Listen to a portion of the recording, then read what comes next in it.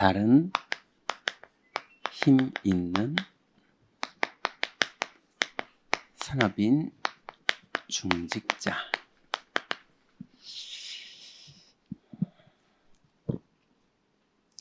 오늘 본문에 예수님께서 오직 성령이 너에게 임하시면 권능을 받는다. 이제 이 얘기를 하셨는데 이게 얼마나 예수님이 많은 것들을 의미를 두고 하신 말씀인지를 이해가 되면, 그 이해가 되는 영적 상태가 되면 그때부터 계속 하나님의 일이 벌어져요.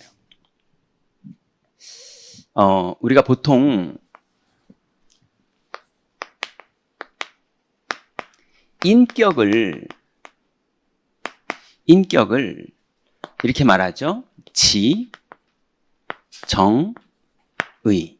이거를 합쳐서 지식, 그 다음에 감정이나 이런 부분들, 의지, 이걸 합쳐서 그 사람의 인격이다 이렇게 말해요. 그 사람이 아무리 포장을 하고 말을 막 하고 그래도 결국은 그 사람의 인격에 그 내용이 있어요. 그거대로 돼요. 그래서 아무리 친절하고 했는데 끝내는 그 사람 인격대로 뒤에서는 흉보고요. 예, 뭐 어쩔 수 없어요. 그 사람의 인격이 다 드러나게 돼 있어요. 근데 여기에 뭐가 같이 겹쳐서 진짜 인격이 되냐 하면 그 사람의 영적 상태까지 합쳐서 이거를 인격이라고 해요.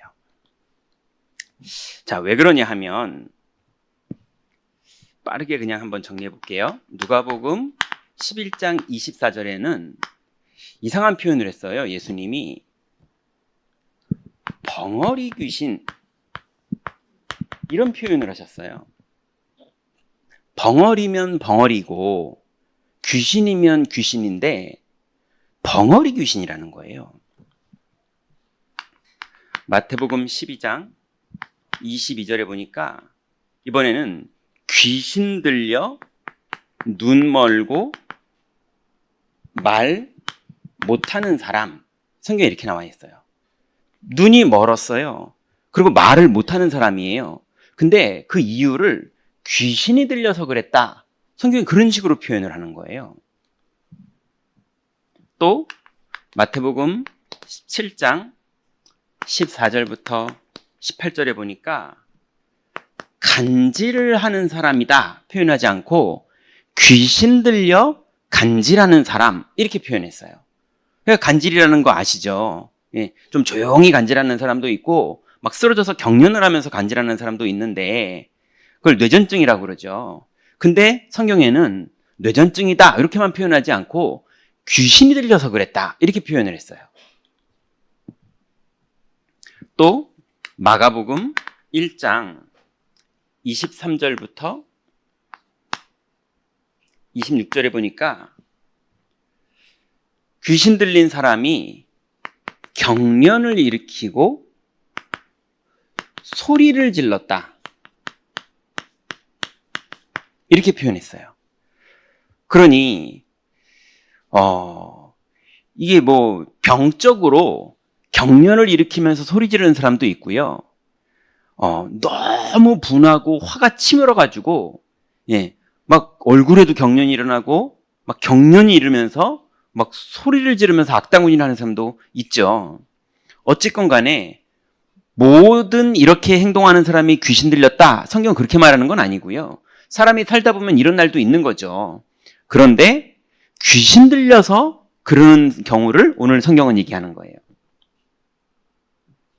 또 사도행전 16장 16절부터 18절에 보니까 점하는 여자아이인데 귀신 들린 여종이다 이렇게 성경에 표현했어요. 또 에베소서 여기 말고요. 마태복음 우리가 잘 아는 16장 16절부터 18절에 보니까 16장이요? 아닌데 17장 아닌가요? 예, 예수님이 사탄아 내 뒤로 물러서라. 네가 하나님의 일을 생각하지 않고 도리어 사람의 일을 생각하는도다. 네가 나를 넘어뜨리려고 한다. 이렇게 말씀하세요. 그러면서 그 인간적으로 예수님을 걱정하는 거기도 하고 또 예수님 없으면 나는 어떡하나 싶어서 그래서 동기도 들어갔지만 예수님을 걱정하는 마음이기도 하고 그런 순수한 마음인데 그거를 사탄아 이렇게 표현했어요. 에베소서 6장 10절부터 12절에 보면 이 세상에 통치자도 사탄이 관여하고 있다고 그랬고 권세자도 관여하고 있다고 그랬고 어둠의 세상 주관자 뭐 조폭이나 이런 표현이겠죠.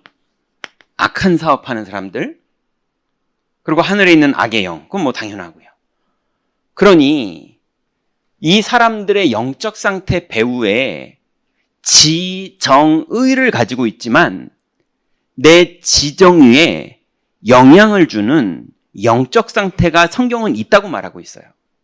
그러니 내 의지는 경련을 일으키고 싶지 않은데 경련을 일으킬 만큼 내 인생이 그러는 날이 온다니까요. 내 인생은 소리 지르고 싶지 않은데 소리를 질러야 될 때 정확하게 소리를 지르는 인격적으로 지르는 사람도 있겠지만 사로잡혀서 지르는 사람도 있는 거예요.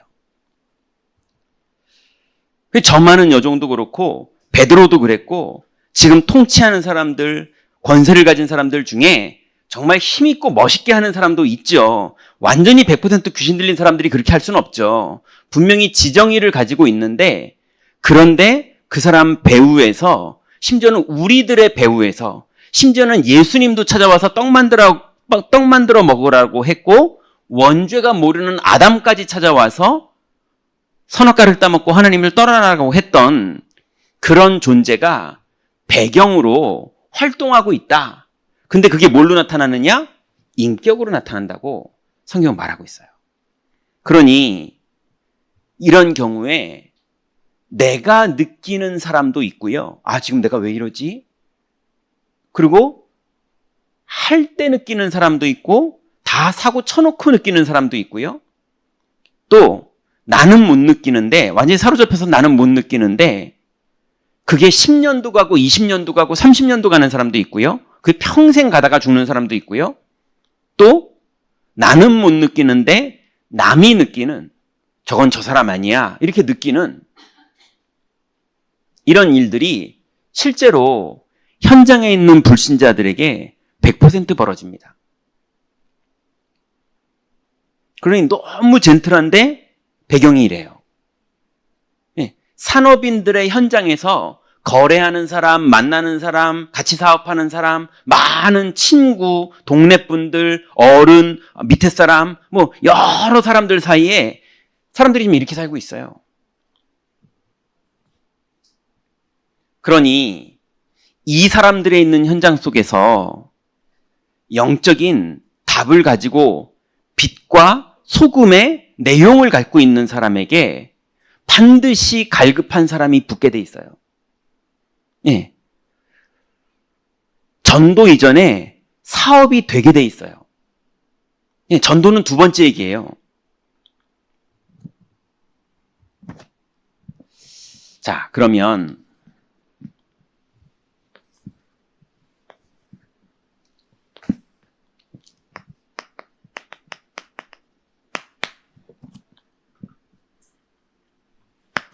이제 우리 중직자 산업인들이 현장에서 사업을 해야 되는데요. 우리의 산업 또 주부들은 가정을 돌아봐야 되는데 이 영적인 비밀이 다른 힘이 있는 비밀을 사용할 줄 모르면 오히려 현장에 이 영적 배경에 내가 눌립니다. 소리를 지르면 눌려버려요. 경련을 하는 사람이 난리가 나면 내가 무서워서 오히려 피합니다. 겁을 먹어버려요. 세상 어둠의 주관자 통치자, 권세 이런 거 가진 사람들한테 그러니 예레미야가 하나님의 말씀을 여호야킴 맞죠? 여호야킴에게 전했는데 여호야킴이 시위대 뜰에 가둬버렸어요. 그러니까 여러분 잘 아시는 말씀이 시위대 뜰에 하나님의 말씀이 두 번째로 다시 임했어요. 첫 번째로 임했을 때 임하셨고 그 말씀 그대로 전했더니 이번에 그 시위대들에 다시 임하신 거예요. 갇혀 있는데. 얼마나 두렵습니까? 예. 왕이 시위대들에 가뒀는데 예수님도 채찍으로 때리잖아요. 요즘처럼 그냥 감옥에 있다가 맛있는 거 먹다 사형 이런 게 아니고요. 채찍으로 때리고, 그죠? 못으로 받고. 근데 그거보다 더 잔인하던 시절이니 예레미야가 겁을 먹겠습니까? 안 먹겠습니까? 예. 근데 예레미야에게 하나님 말씀이 많은데 일을 행하는 건 여호와다. 그 엄청난 권력자가 너를 괴롭힐 수 있을 것 같냐? 내가 주권자다. 일을 지어 성취하는 자, 이거의 결과를 만들어낸 자가 그 사람의 명령대로 될 것 같냐? 내가 주권자다. 그 여호와가 너에게 이르노라. 너는 내게 부르짖으라. 내가 말한 것 그 첫 번째 약속 붙잡고 기도하고 깨어 있어라. 내가 이 성을 다 고쳐서 치료하여 낫게 하겠다. 이제 그 얘기입니다. 그러니 이제 우리가 이 현장 속에서 산업인들이 완전히 세상을 이기는 정복자가 돼야 되는데요. 그러려면 첫 번째가 영적 중심이어야 돼요.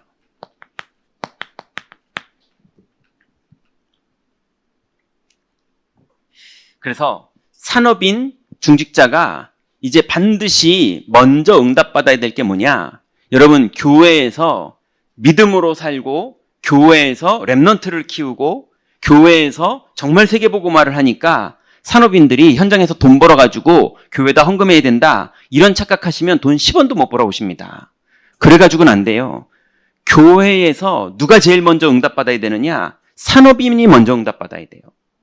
예, 여러분의 이 현장 가운데 들어가서 여기에서 복음의 빛이 비춰질 때 어떤 일이 벌어지는지 이거를 가지고 있는 사람들이 렘넌트를 키워야 되는 거예요. 그래서 영적 중심의 재창조가 올해 우리 산업인들에게 일어나야 되는데요.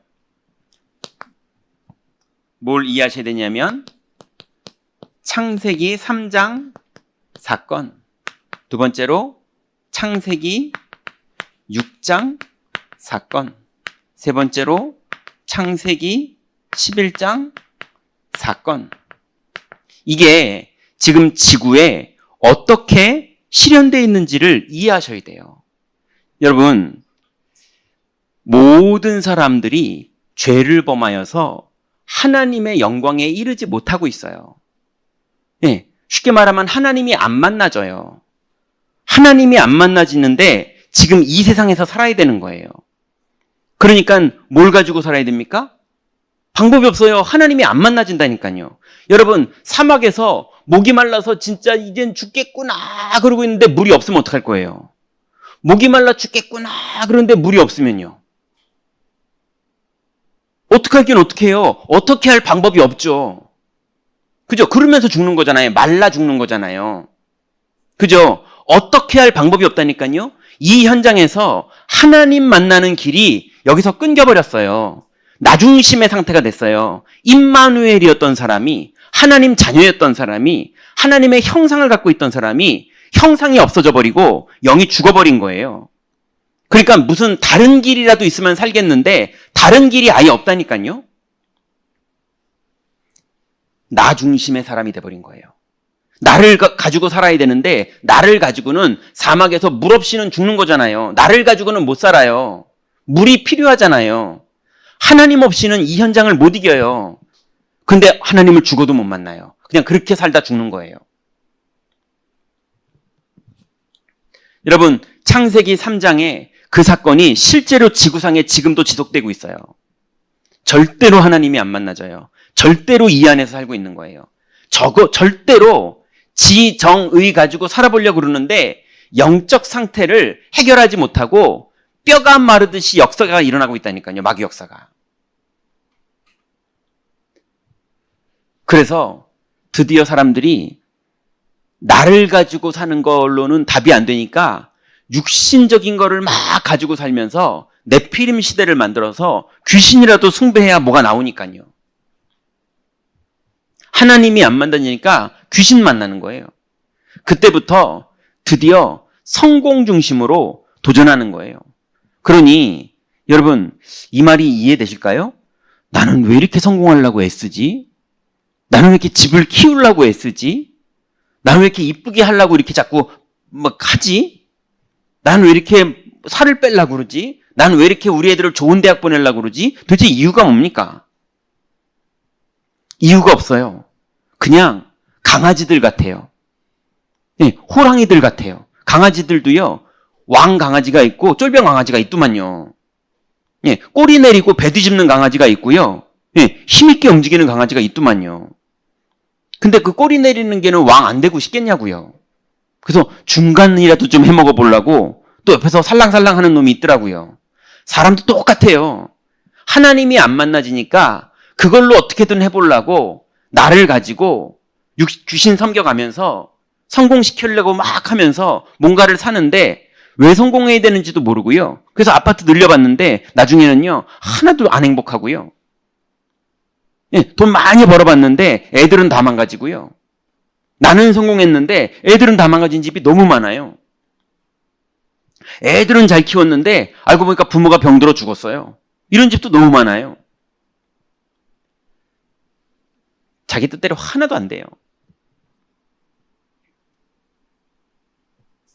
그래서 세상에 하나님이 함께 하시고 하나님이 인도하시고 하나님이 역사하시던 그게 세상이었는데 그래서 땅을 정복하는 말씀이 성취되는 게 세상이었는데 이제 그게 아니라 사람이 스스로 그거를 해내려고 열심히 사는 시대로 바뀌어버린 거예요. 이게 세상 문화가 돼버렸죠. 네, 그러더니 어떤 일이 벌어집니까? 사도행전 13장, 사도행전 16장, 사도행전 19장에 점술과 무속과 우상이 실제로 하나님을 대체하는 문화로 현장에 들어와 버린 거예요.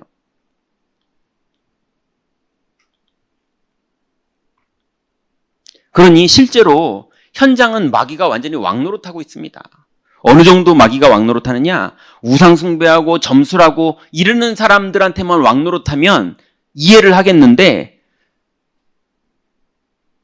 유대교의 지도자인 사울이 살기가 등등해서 기독교인들을 잡으러 가고 있었거든요. 근데 베드로마저도 수제자인데 사탄아 내 뒤로 물러나라 이럴 정도로 사로잡혀 있었거든요. 그죠? 그러니 이스라엘의 초대 임금이었던 사울 왕도 귀신이 들렸었거든요. 그럴 정도니 그럼 현장은요? 귀신을 숭배하는 사람들은요? 현장이 완전히 사로잡혀 있어요. 심지어는 교인들끼리도요. 여러분 다 경험 없으세요? 저는 있는데요. 몇 번씩이나 있는데요.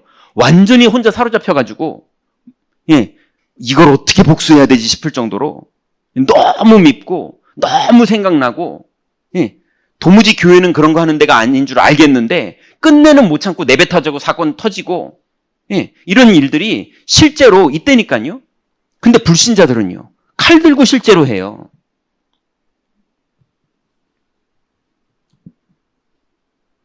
제가 이름을 까먹었는데 지금 제일 센 마약이 뭐였죠? 뭐 있잖아요. 펜타닐? 예. 지금은 그거보다 더 센 게 나왔더라고요. 예. 그거보다 더 센 게 나왔는데 아프리카 쪽에서 지금 완전히 확산되고 있더라고요. 예. 그럼 펜타닐도 이제 인공적으로 만든 거라서 센 건데 이거보다 훨씬 사람을 병들게 만드는 건데 인공적으로 만든 거예요. 그래서 먹으면 무조건 몸에 병들어요.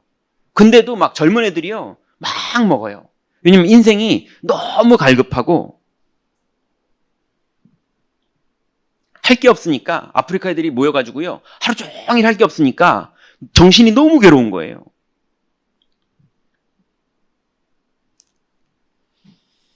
자, 그래서 현장은 흑암이 완전히 왕노릇하고 있기 때문에 여기에 빠져 있는 사람들은 주로 낮은 그룹이고요. 여기에 빠져 있는 사람은 주로 높은 그룹이에요.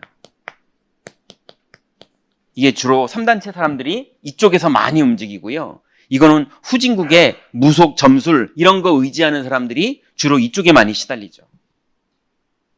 참 한국이 심각하죠. 한국의 히트친 노골적인 귀신 영화들 보면 다 여기예요. 이런 영화 안 나와요.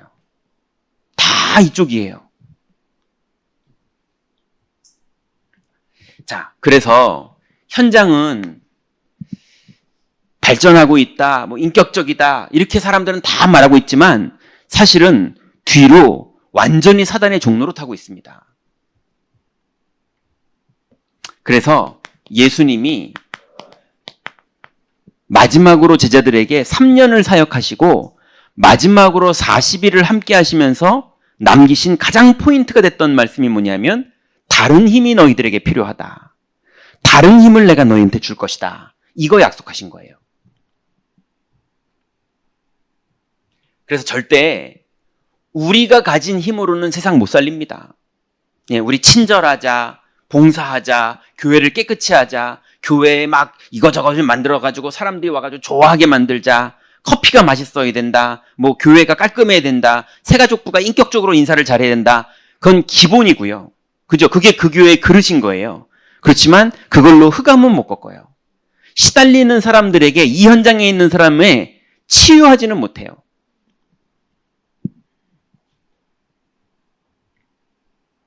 그래서 우리는 우리 개인이 살아날 다른 힘을 가지고 있어야 돼요. 우리 가정을 살릴 수 있는 엄마의 사랑 말고 그걸 뛰어넘는 다른 힘이 있어야 돼요. 예. 현장의 산업을 당연히 전문성과 달란트와 그 다음에 이런저런 인맥과 많은 게 필요하죠. 근데 그 현장을 이끌어갈 수 있는 하나님의 나라가 임하는 다른 힘이 있지 않으면 끌려갑니다. 그래서 기억하세요. 우리는 사회 색깔과 맞아야 돼요. 사회 색깔과 맞아야 돼요. 예, 한국하고 우리 교회하고 맞아야 돼요. 여러분의 산업의 그 현장과 여러분의 사업이 맞아야 돼요. 예, 자꾸 막 미친 듯이 막 딴짓하고 다니는 거는 잘못된 거예요. 두 번째는요,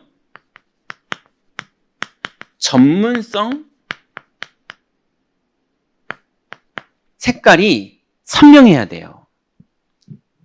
식당을 가도요, 너무 이게 아니어서 이게 좀 부탁을 하는데도 사람 답답하게 만드는 식당이 있어요. 예. 분명히 문제가 있는데 그래가지고 좀 밥 한 끼 먹으려고 들어왔는데 이걸 얘기하는데요, 사람 약을 바짝바짝 올리는 식당이 있어요. 식당도. 예. 관공서는 물론이거니와, 그죠? 예. 뭐를 맡겼는데 엉망으로 해놓는 일도 있고요. 전문성의 색깔이, 그러니 색깔이 선명해야 돼요. 정말로 우리의 산업이 누구한테 뭘 맡으면 진짜 제대로 딱 해결이 돼야 돼요.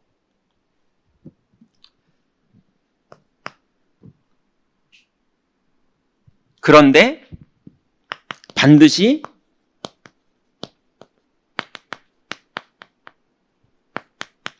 숨은 제재 색깔이 있어야 돼요. 숨은 제재가 뭡니까? 나중에 정확하게 얘기하겠지만 여러분 현장에서 이 표현이 맞을까요? 쓸데없이 그리스도 얘기 꺼내지 마세요. 예수님도 그렇게 하지 말라고 그랬어요. 돼지한테 진주를 주지 마라 이렇게 말했다니까요. 예. 오히려 현장하고 안 맞아요. 예. 너무 사회 색깔이랑 안 맞는 것처럼 보일 수 있어요. 예. 우리가 부끄러우니까 숨기자, 이거는 틀린 말이에요. 그게 아닙니다. 현장으로 더 파고 들어가야 돼요. 현장에 더 깊이 들어가야 돼요. 현장에 그 사람들과 함께 있으되 완전히 색깔이 달라야 돼요. 그러니 겉모양은 사회 색깔과 맞아야 되고 그 속모양은 그 사람들이 절대 따라올 수 없을 만큼의 전문성이 있어야 되고요. 그렇지만 이 사람의 숨은 비밀이 있어야 되는데, 오늘 권사님 기도하신 것처럼 우리가 그리스도께 죽기까지 복종했는데 하나님이 그 사람을 높이시는 다른 힘이 있는 비밀이 있어야 돼요. 떠벌릴 필요도 없어요. 누리고만 있으면 돼요. 이게 다른 힘입니다. 그러면 세 번째는요.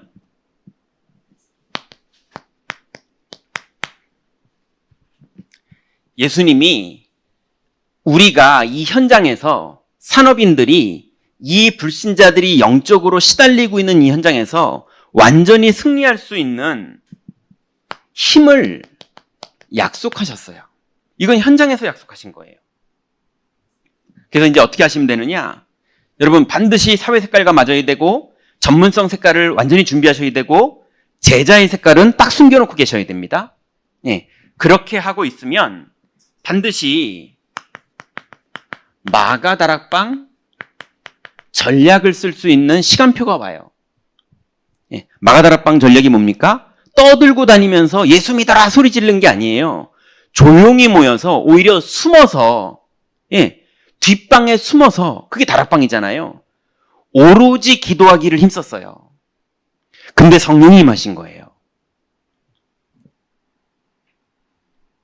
그래서 오늘부터 중직자들은 꼭 시작하세요. 산업 현장을 다락방으로 만들라. 여러분 다락방의 정의가 뭡니까? 사람 불러들여가지고 성경 공부하는 겁니까? 아닙니다. 다락방의 정의는 뭐냐면 사도행전 1장 14절에 오로지 기도하기를 힘쓰니라. 거기에요. 겉으로는 사회 색깔과 맞고 전문성 색깔을 확실하게 준비하고 계시면서 계속 발전하세요. 그런데 속으로는 제자의 색깔을 비밀로 딱 가지고 있으면 오로지 기도하기를 힘쓰는데 성령이 임하시면 문이 열립니다. 만남의 문이 열리고요. 나아갈 방향의 문이 열리고요.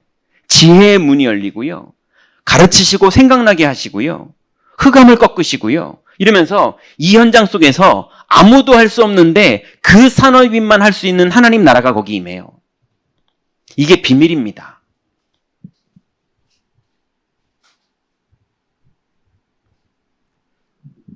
그래서 마가다락방 전략을 다른 말로 또 말하면 약속 잡고 기다리라. 우리 원단 메시지죠. 이거 하면서 뭐 하시냐 하면 현장을 위한 산업하세요. 여러분 돈 벌기 위한 산업이지만 현장을 위한 산업이에요. 예전에 이제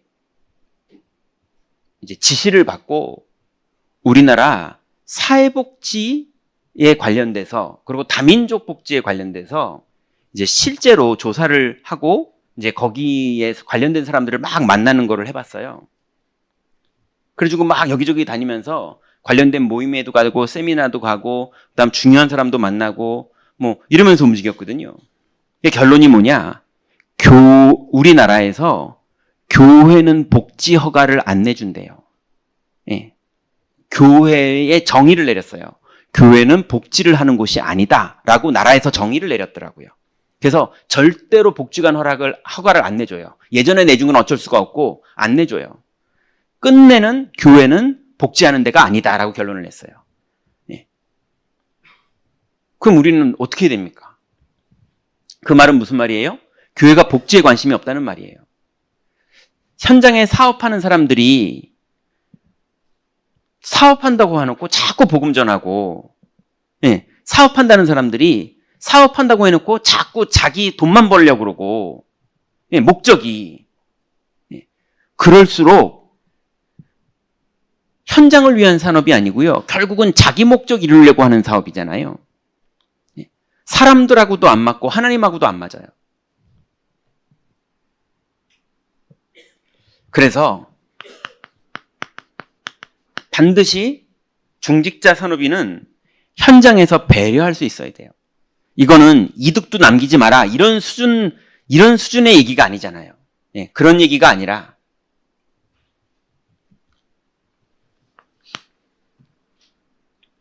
그리고요, 그러면서 결국은 교회와 연결해야 돼요. 자, 이 말도 이해하셔야 됩니다. 교회와 연결하라고 그랬더니 거래처 사람한테 막 김성식 목사님 데려가가지고 영접시켜달라고 막 그러고 그러면요, 그 사업 금방 소문납니다. 그 업계에서. 그죠? 절대 안 돼요. 여러분, 교회와 연결하라는 건, 이거 어떻게 말해야 되죠? 그 관련돼서 필요한 사람이 있으면 숨은 비밀을 가지고 있는 제자인 교인을 그 산업에 연결시키라는 말이에요. 여러분, 중요한 회장님이 회사 안에 소원이 뭐냐면 랩넌트들을 우리 회사에 취직시키는 거예요. 어차피 봉급 줄 거. 믿음의 랩넌트가 우리 회사에 와가지고 좀 잘했으면 좋겠다 이랬는데요. 그 회장님도 만나보고 그 회사의 직원들도 만나봤거든요. 랩넌트들만 회사에 오면 8월 첫째 주 휴가 피크 때 신입사원 막내가 죽어도 자기는 그때 휴가 가야 된대요. 왜 그랬어요? 목숨 걸고 WRC 가야 되니까. 그러니까 회사가 직원들이 많은데 회장님 백이라고 느낄 수밖에 없는 거예요. 이런 식의 갈등들이 현실적으로 있더라고요. 여러분, WRC 안 와도 돼요. 가야 되는 거면 가는 게 맞고요. 무슨 말인지 이해되십니까? 이게 너무 안 맞는 거예요, 이게. WRC를 한 해, 두 해, 세 해 못 와도 현장에서 승리할 수 있어야 돼요. 그거 가치 없는 거니까 가지 마라. 이 수준의 얘기가 아니고요. 거기 죽어도 가야 돼. 이 수준 가지고는 세계보고만 못 합니다. 유광수 목사님도 주일날 한국에서 다 지키지 않는 판국에. 맞잖아요. 세계보고만 하려면 그래야죠. 그러니 이제 교회와 연결이라는 말 이해되십니까? 교회의 많은 랩넌트들과 산업인들과 많은 사람들이 현장으로 파고 들어갈 수 있도록 믿을 만한 숨은 제자들. 그래서 근데 끝내는 교회에서 랩넌트라고 그러고 여러분들도 조심하세요. 많은 경험 있으시죠? 그래도 우리 교회에 관련된 사람 또 우리 단체와 관련된 사람을 그래도 연결해가지고 여기다 취직시켜줬는데 그 사람이 영적 문제가 많아가지고요. 문제 다 일으켜요. 그걸 말하는 게 아닙니다.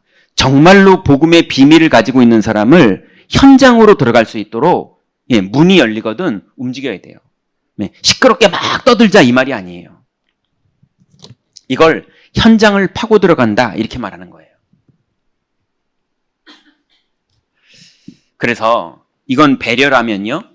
이거는 우리의 수준이고 제자를 데리고 움직이는 거예요. 복음을 말하지 않는데 현장으로 깊이 파고 들어가는 제자들이 있어야 돼요. 왜냐하면 산업인이잖아요.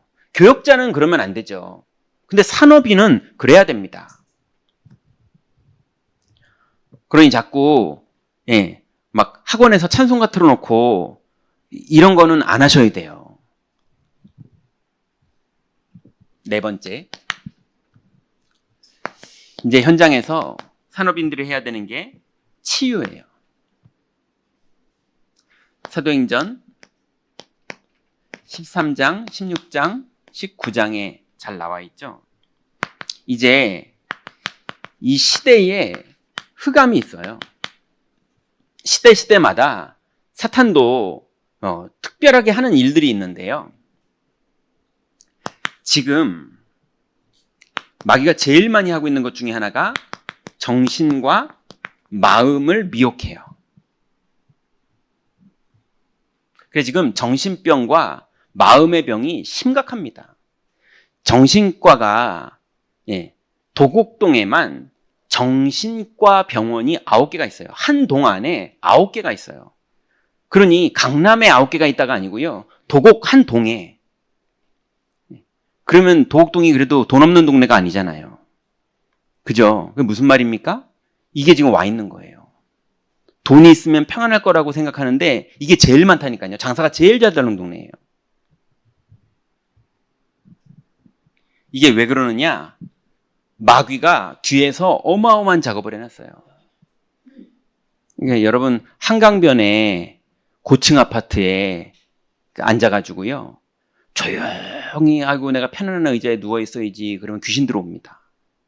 그렇게 되는 거예요. 그 사람 삼천교육대에서 막 봉체조하면요 귀신 나갑니다. 예, 그 한강변 쳐다보면서 계속 아이고 좋다 하고 커피 마시면서 막 그러고 있으면 뭐 와요. 아 진짜로요. 두 번째, 이제 우리나라도 이거 못 막습니다. 이제 뭐 뉴스들 보고 계시죠? 심각해졌어요. 희한하죠? 그리고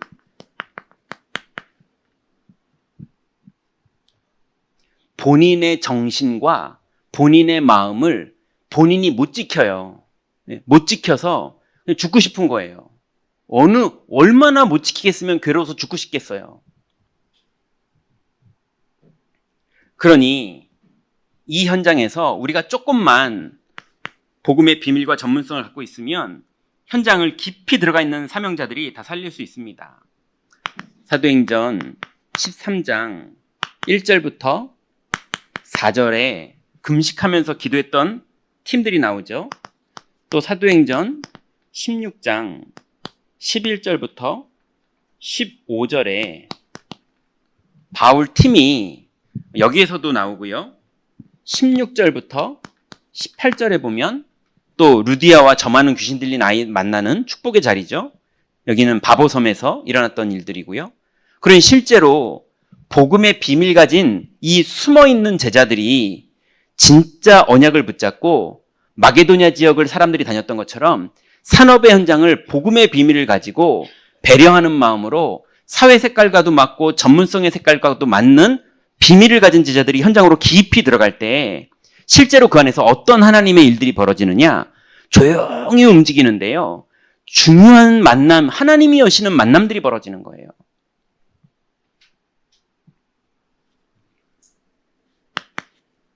그래서 사도행전 13장에는요. 오히려 이때가 환란 때거든요. 스데반의 환란 때문에 흩어진 자들이 모인 그때였는데 이때 성령 충만과 성령 인도를 받을 만큼 오로지 기도하던 시간표였어요.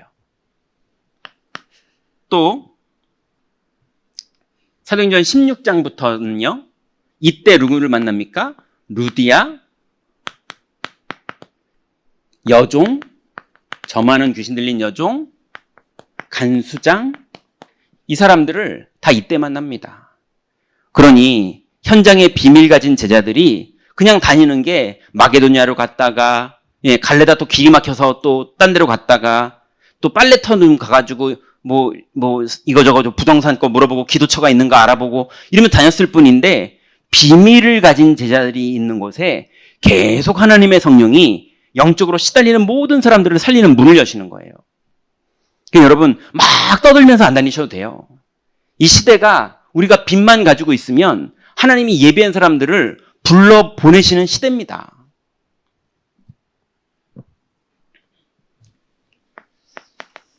여기에 되게 중요한 게 있어요.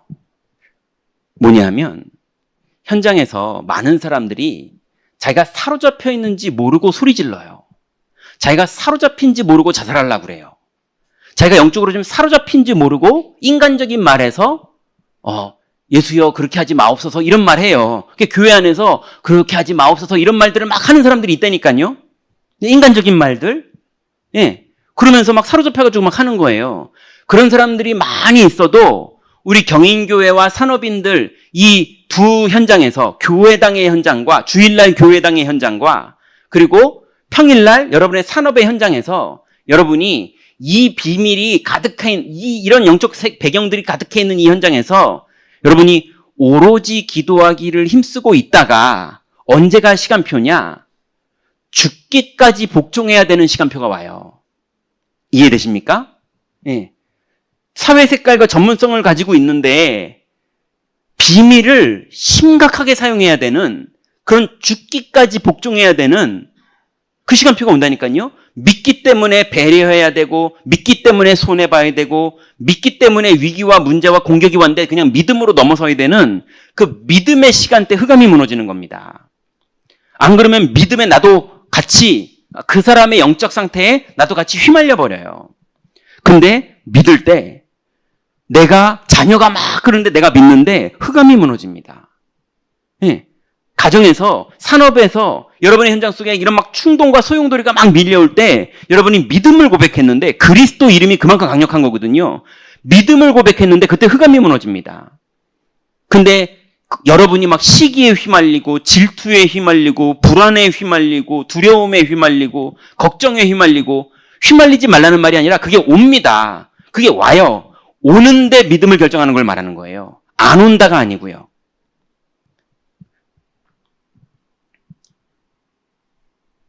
그래서 그게 오거든 여러분에게 축복의 시간표가 시작되는 거예요. 자, 그거를 누리려면 해야 되는 게 정시기도입니다. 하나님이 주신 정시기도로, 정시기도는 꼭 뭐가 있냐면요, 농구공 튕기는 것 같은 거예요. 튕기고 있다가 그래야 골을 넣는 시간표가 오는 거잖아요. 그죠? 계속 하나님이 주신 말씀을 가지고 리듬을 타고 있는 거예요. 그게 정시기도입니다.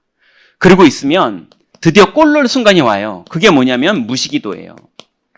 여러분이 막 낙심하는 시간, 여러분이 막 원망되는 시간, 여러분이 막 절망되는 시간, 여러분이 너무 약오르는 시간, 여러분이 막 인본주의를 한 번만 딱 쓰면은 나한테 큰 유익이 올 것 같은 미혹의 시간, 여러분이 입을 말하는 걸 못 참고 끝내는 불신앙을 확 말해보고 싶은 그 시간, 그 시간에 참는 건 불교.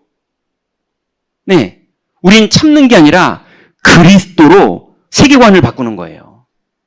네, 그리스도로 이 상태에서 내가 영적 상태가 바뀌는 거예요. 그때 흑암이 꺾입니다. 그게 무시기도가 엄청나게 축복된 기도예요. 근데 정시기도로 리듬 타던 사람이 그게 되는 거예요.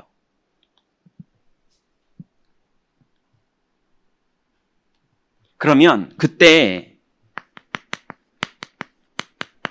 집중기도할 시간표가 옵니다. 이건 언제냐? 여러분에게 정말 응답받아야 되기 때문에 하나님이 여러분의 뇌구조를 완전히 바꿔야 될 때, 그때 큰 사건이 벌어집니다. 막 이런 일이 나한테 왜 벌어질지 싶을 정도로, 너무 두렵다 싶을 정도로 여러분이 가장 두려워하던 거, 여러분이 제일 무서워하던 거, 여러분이 진짜 이러면 인생 끝났다 싶은 거, 그런 게 오는 때 그때는 하루 이틀 해서 되는 기도가 아닌 거예요. 그때는 완전히 여러 날을 집중으로 기도하는 거예요. 엘리야가 그랬었어요. 그죠? 바울이 그랬었어요. 엄청난 집중 기도를 하면서 완전히 뇌구조가 다 바뀌어버렸어요.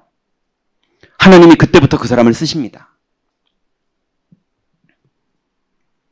그러니 하나님이 여러분 인생에 집중 기도의 시간표를 주셨거든 제대로 집중 기도하세요. 아유, 너무 창피한 거 아니야? 내가 너무 이렇게 예수 너무 믿으려고 이러는 거 아니야? 그러지 마시고요. 하나님의 시간표가 왔거든 육신적인 생각, 옛날 생각 빠지지 마시고 집중 기도하세요. 그리고 제일 중요한 건 계속 리듬 타고 계세요. 그러다가 정말로 응답받을 축복의 시간표가 여러분에게 강력하게 약 올리는 걸로 옵니다. 그때 여러분이 믿음의 고백하는 거예요.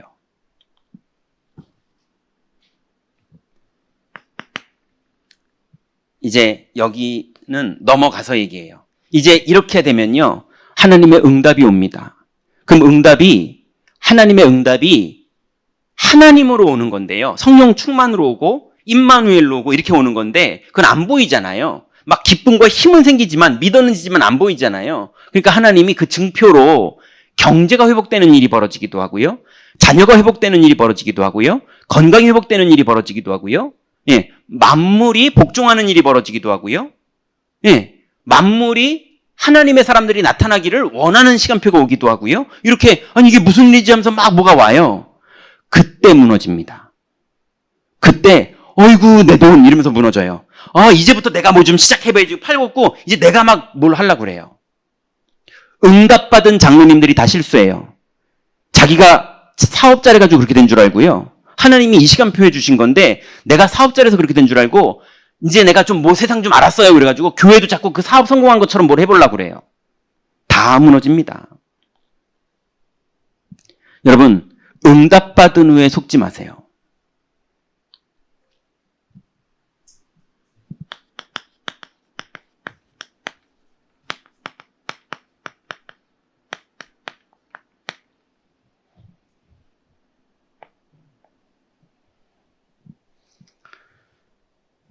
예, 이거는 나중에 계속 잔소리해 드릴게요. 여기까지만 하세요. 예, 응답 받으신 분들이 있으면 쫓아가서 제가 망치 들고 따라가가지고 잔소리 할 테니까, 예, 이것만 계속 하세요. 평생 우리는 이거 누리면 됩니다. 그래서 하나님이 산업인들에게 여러분의 현장에 다른 힘을 주신다고 약속하셨어요. 이 힘이 아니고는 우리는 안 되고요. 그리고 성공 후에도 이 힘을 누리지 않는 체질이 되면, 이 힘을 안 누리는 체질이 되면 다시 돌아갑니다. 여러분, 평생 이 리듬을 회복하는 축복 속으로 다 들어가시기 바랍니다. 하나님 감사합니다. 하나님께서 우리에게 주신 이 귀중한 성령이 우리에게 임하시는 이 비밀을 이제 우리의 산업의 현장 속에서, 또 가정의 현장 속에서, 또 교회당의 현장 속에서 누리기를 원합니다. 끊임없이 사탄은 우리의 생각과 마음을 속이며 미혹하여 하나님 마귀의 종노릇하게 만드는데, 하나님 여기서 빠져나와 하나님 우리를 속이는 것들 앞에서 믿음을 고백하게 하시고, 믿음을 고백하며 그리스도 이름을 부르며 주님을 믿을 때마다 흑암이 무너지고 하나님 나라가 이루어지며 성령께서 우리 인생의 문을 여시는 그 응답이 평생 지속되도록 이 시점에서부터 우리를 인도하여 주옵소서. 예수 그리스도의 이름으로 기도드렸습니다. 아멘.